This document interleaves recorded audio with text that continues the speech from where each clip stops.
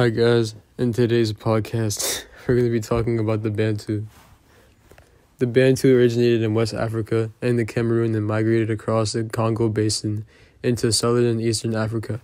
They occupied the whole South African regions and they started in the present-day Cameroon-Nigeria border. Slowly, they spread their empire through migrations and advanced weaponry, which they used to take over current rulers in southern and eastern Africa.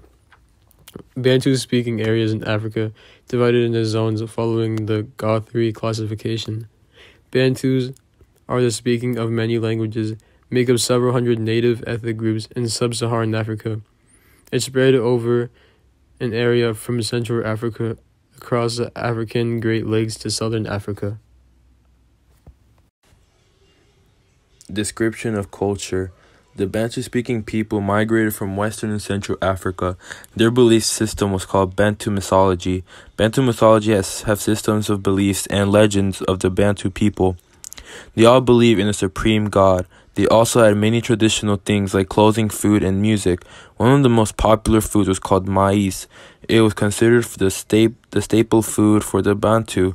The people of Bantu also wore clothing with exotic and unique patterns.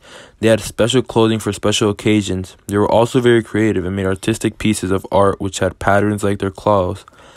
Description of interactions and impact on their post-classical civilizations economically. They helped them domesticate the use of yams and bananas, which they monopolized to create a stable economy for their nation.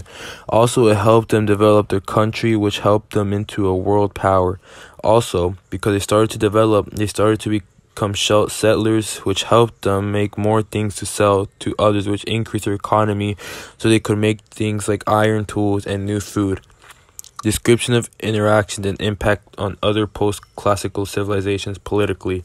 The Bantu migration had an enormous impact on Africa's economic, cultural, and political practices. Bantu migrants had many skills into the communities they interacted with, including sophisticated farming and industry. These skills included growing crops and forging tools and weapons from metal.